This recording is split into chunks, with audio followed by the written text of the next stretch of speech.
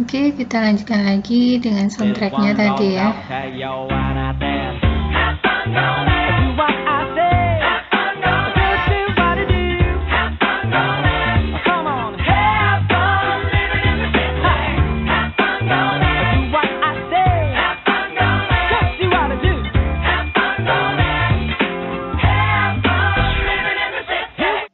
Nah, kita sambil mendengarkan soundtrack tadi ya, bahwa yang paling penting di sini untuk menghindari adanya penyakit dalam public speaking atau bicara di hadapan umum, yaitu nervous, ya, demam panggung lah istilahnya.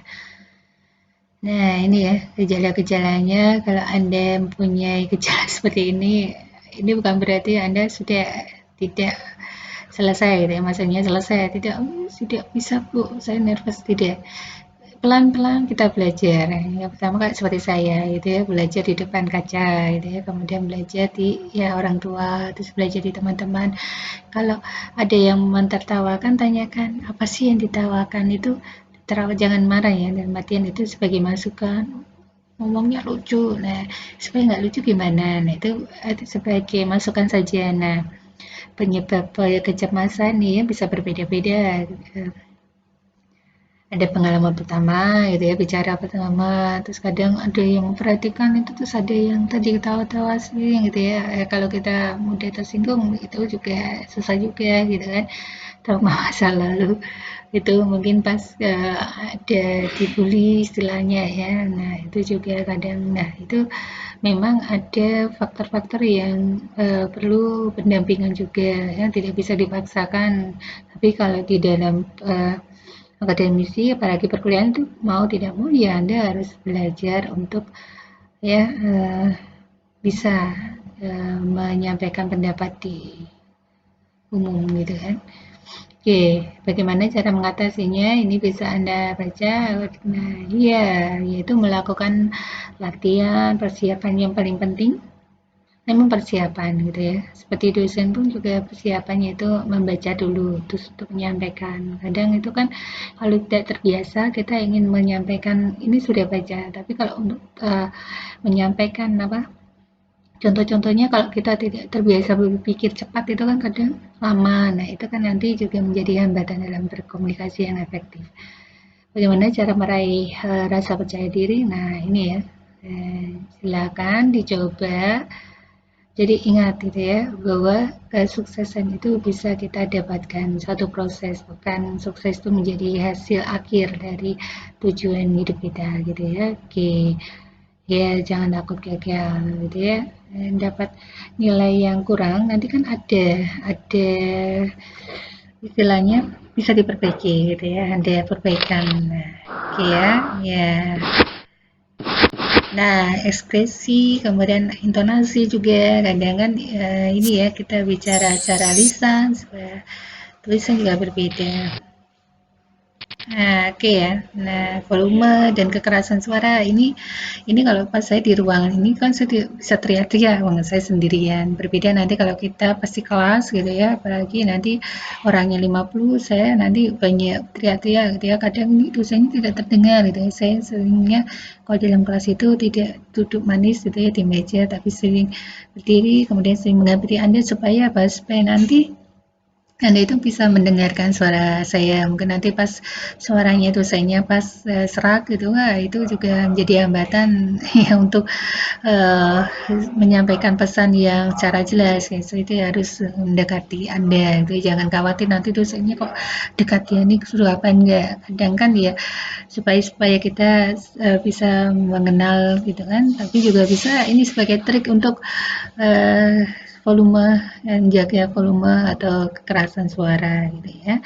Jangan bicara dengan nada datar. Contohnya ya, saya kalau sering juga gitu ya, sering lupa apa mah, apakah sudah tahu tentang yang komunikasi? Nah itu maksudnya apa ya gitu kan. Nah ada intonasinya gitu ya.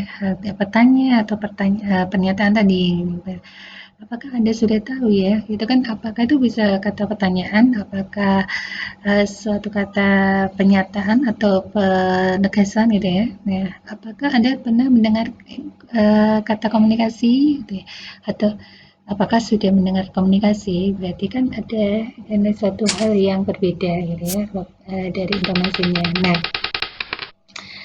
Nah, bicara artikulasi, kadang kalau kita belajar itu, nah bicara cepat itu biasanya untuk menunjukkan antusiasme dan urgensi gitu ya.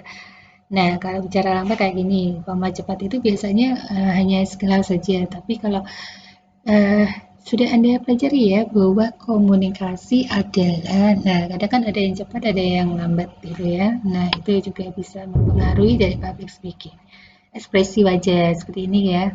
Saya menyampaikan kalau hanya datar saja seperti ini kan ada juga bosan juga ya antara marah dan malas gitu. Tapi kalau ekspresi gitu, coba tolong gambarkan. Nah itu kan juga suatu hal yang bisa menarik juga ya. Nah ini kecenderungan geleng-geleng kepala. Ini agak sulit juga ya kalau geleng-geleng kepala itu maksudnya ini gitu ya. Nah oke, bahasa tubuh juga ini mempengaruhi. Ya, silakan ini bisa Anda baca, maksudnya ini sesuai dengan teori-teorinya, tidak perlu dijelaskan, yang paling penting dalam public speaking yaitu apa tadi?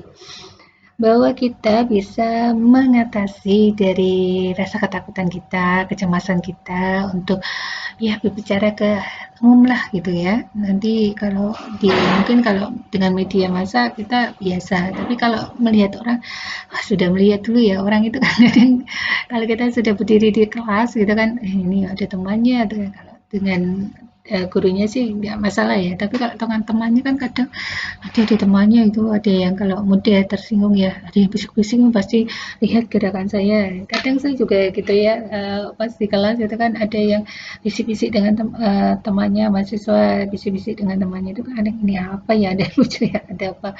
Tapi itu jangan sampai menjadi hambatan Anda untuk menyampaikan pesan di hadapan umum.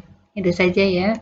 Terima kasih untuk materinya sudah Anda pelajari. Untuk materi kedua ini kita belum ada tugas dulu karena tugasnya kemarin sudah Anda kumpulkan pada komunikasi video tadi ya, yang terutama jangan sampai nanti dalam melakukan komunikasi ada suatu hal yang tidak tersampaikan. Apalagi kayak seperti saya ini ya, kayak dosen untuk berkomunikasi juga suatu hal yang tidak bisa sekaligus harus selesai, harus paham ya. Mudah saja bahwa komunikasi itu ada suatu pesan ada tujuan yang akan disampaikan kepada pendengarnya gitu kan. Jadi ada tadi ya, ada prosesnya yaitu source, message, kemudian ada media ya, ada juga receiver-nya, penerimanya. Kemudian dalam komunikasi itu yaitu ada interaksinya. Terus ada komunikasi efektif apa saja, kemudian public speaking, bentuk dari komunikasi pada halayak umum. Itu biasa nanti kalau Anda dapatkan, Anda ingin menjadi seorang pemimpin. Nah, Anda kan harus bisa berkomunikasi, menyampaikan pesan kepada bawahan Anda gitu ya. Ya nanti kalau tidak bisa jadi presiden lah gitu ya. Jadi pas Anda bekerja, Anda dilihat mampu gitu ya, mampu untuk mempengaruhi teman-temannya dalam hal yang baik, maka akan diangkat jadi kepala instalasi rekam medis. Nah itu nanti Anda juga harus bisa menyampaikan apa tugas yang harus dilakukan oleh anak buah Anda gitu ya. Itu kan harus punya kemampuan public speaking. Nah bagaimana cara agar public speaking kita bagus, itu perlu proses latihan tadi. Bicara di kaca lah nggak apa-apa gitu. Apalagi video sekarang ya, wah diupload. Nah coba lihat buat video terus nanti diupload umpama punya YouTube itu ya. Nah lihat ya respon, juga diminta respon teman-temannya, terus saudara-saudaranya melihat video Anda dengan like atau apa. Kalau saya nanti mengupload video di YouTube bukan untuk respon dalam artian subscribe ya, enggak ya. Like itu artinya bahwa Anda sudah hadir gitu ya, nanti di komennya tulis nama, NIM-nya dan kelasnya, sudah hadir untuk lihat materinya, bukan berarti like suka tidaknya ya, suka tidak suka Anda harus like karena nanti melihat saya lihat dari sebagai salah satu penilaian ya bahwa Anda hadir untuk baca atau melihat materi yang saya sampaikan. Oke, untuk materi kedua ini saya sampaikan sekian. Terima kasih.